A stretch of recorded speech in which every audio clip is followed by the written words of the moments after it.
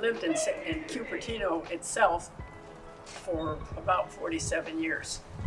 Cupertino was not a town or city, it was just the country was out there. Now, as the animals went away and we started going more into so many the tech companies just starting out,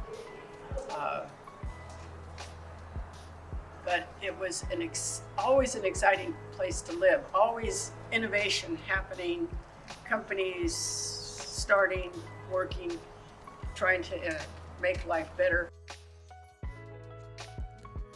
The city of Cupertino is changing. With an aging population, elders play an increasingly larger role in the future of the city, which has come a long way since its early agricultural days. Former city manager and executive director of the Cupertino Chamber of Commerce, Deborah Fain's early experiences in Cupertino included growing up and attending school here, which helped her understand the value of community and continuous learning in her adult life. It was a great childhood growing up. Everything seemed safe. We just play out in the streets until the street lights came on, and then that was the signal we were supposed to go inside. And across the street were apricot orchards, trees, and we would climb trees and eat apricots off the tree, probably somebody else's apricots. I'll use from the experience. I would say, let kids be kids, and that education is super important. I would say school, yes. Education and just kind of continuous learning is something that I've learned is valuable, and I carry that into my adulthood. Community members Orrin Mahoney and Donna Austin joined the Planning Commission as the orchards gave way to offices and tech companies. Recognizing the importance of guiding this transformation, for Austin, shifting from her teaching career to the Planning Commission was a matter of ensuring the city kept its unique identity.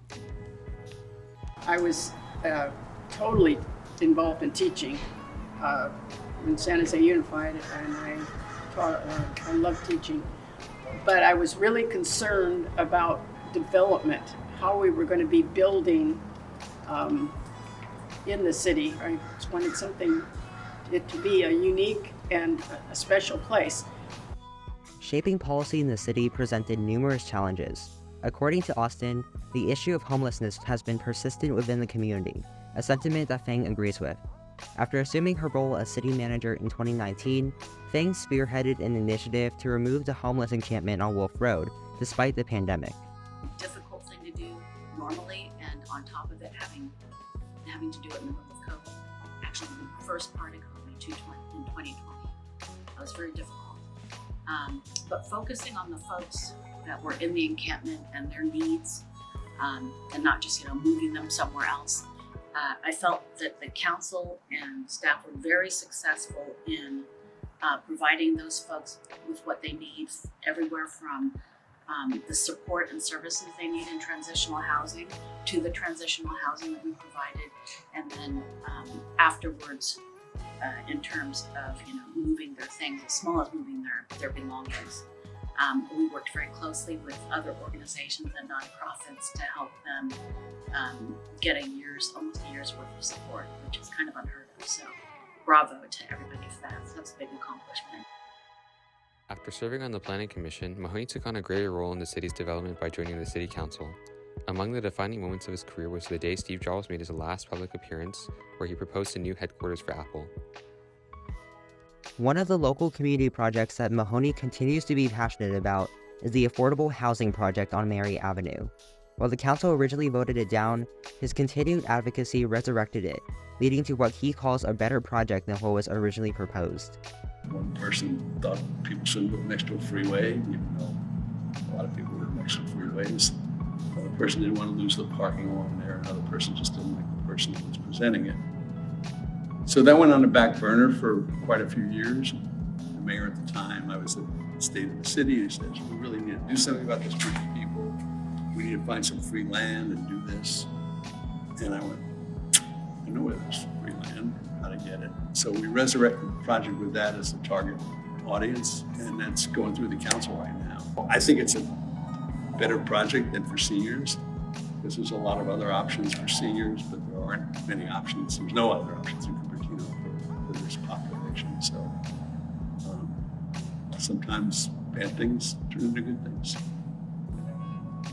As the city's policymakers continue to shape the future development, Austin says that one of the recent accomplishments that she supported was reinstating a code of ethics, which had been removed by the previous city council. While Austin, Fang, and Mahoney have all stepped down from their positions within the city, they hope to advocate for policy through the Cupertino Chamber of Commerce, a nonprofit organization aimed at supporting local businesses. Reflecting on our past experiences as city manager, Fang says that our approach as executive director going forward is to value other people's contributions and maintain a positive work environment. Similarly, Mahoney believes that maintaining a balanced view considerate of other perspectives is necessary to prevent polarization.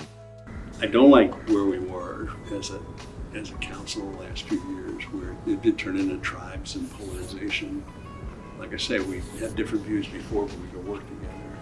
I think that's getting better now, and some of it's just a reflection of the crap that we see at the national level, where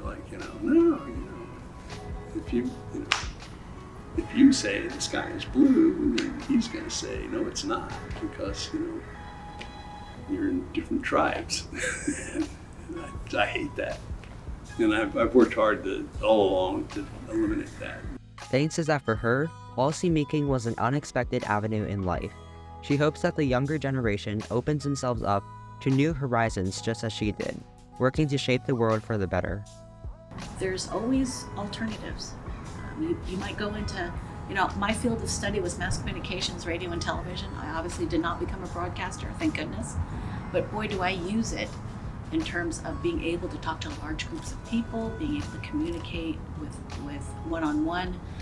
You use it all over the place, and even work experience that you don't think will apply to another job will serve you well. You don't really know how you're going to apply everything. So I would tell students like yourselves that there's plenty of work to be done.